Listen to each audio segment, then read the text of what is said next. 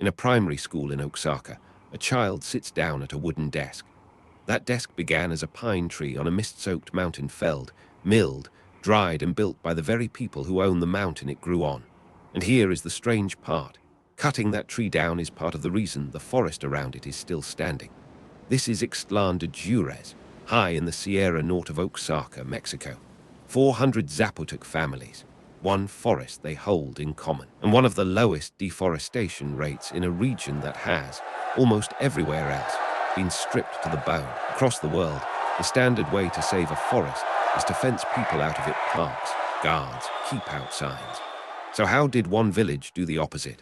Run their forest as a logging business and end up with more trees than they started with. For most of the 20th century, the people of Ixtlán did not control this forest. In the 1950s, the Mexican government handed a decades-long logging concession to an outside paper company, granting strangers the right to cut trees the Zapotecs had lived among for centuries. The community got a pittance in fees and watched the timber leave on trucks. On their own ancestral land, they had been reduced to spectators.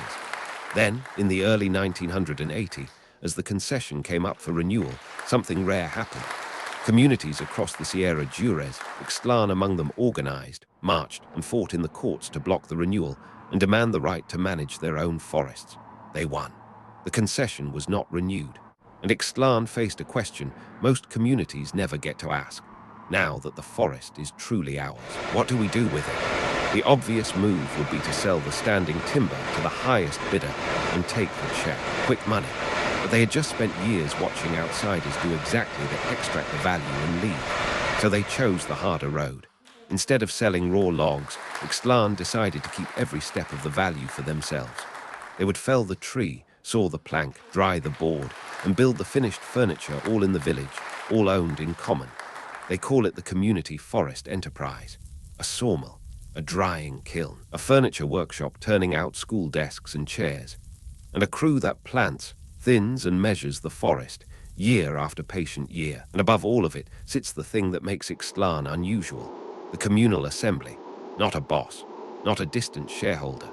A general assembly of comuneros, the community members who meet, debate and vote on the big decisions under a Zapotec tradition called usos y costumbres. The people who cut the trees are the people who own the forest, elect the managers, and share in the profits. There is no outside owner whose interest ends at next quarter's numbers. Their horizon is their grandchildren, and that single fact quietly solves the puzzle. When the same people own the forest, run the sawmill, and inherit whatever is left, cutting fast to get rich this year means robbing your own children. So they don't. Their foresters cut selectively a fraction of the annual growth, tree by chosen tree, never clear felling. The forest is inventoried, zoned and worked on a long rotation, so that what is taken each year is less than what grows back. The operation is certified to international sustainability standards, and its management plans are audited. But the real audit happens in the assembly, where any neighbor can stand up and ask why a slope was cut too hard. And the forest earns in more ways than timber. The community runs an ecotourism lodge and cabins in the same mountains, so a standing, uncut tree pays too through the visitors who come for the mist and the birds. There is bottled spring water, tree resin, wild mushrooms, and a nursery raising hundreds of thousands of seedlings a year. Many small streams of income, all flowing from a forest kept whole. The results are not abstract. The enterprise and everything around it employ more than 300 people in a mountain village where, for generations, the only alternative was to leave for the city or for the United States. It nets millions of pesos a year. And crucially, the profit does not vanish into a distant account. The assembly channels it back into the village. Scholarships, roads, the clinic, and the forest itself. And the forest, over 3 decades of being logged as a business. Ixtlán's forest cover has held steady and in places grown. In a region where forests have been cleared for pasture and cornfields and simply lost, theirs is one of the greenest points on the map. It cuts against the intuition that to protect nature, you must lock it away from people. Ixtlán suggests the opposite can be true. Give a community secure, collective ownership, and let them profit from the whole chain, and the forest becomes worth far more alive and standing than sold and gone.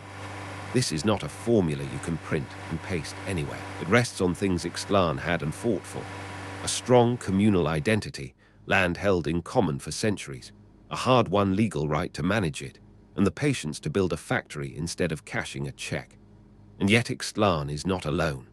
Across Mexico, hundreds of communities now manage their own forests this way, a quiet, homegrown model of community forestry that researchers study precisely because it works where top-down protection has failed. It is a reminder that the future of a forest may depend less on keeping people out and more on who, exactly, gets to own the trees. If you want the full breakdown, how the assembly actually votes, the real numbers behind the enterprise, and what it would take to build another Ixtlán, it's all in the link in the description.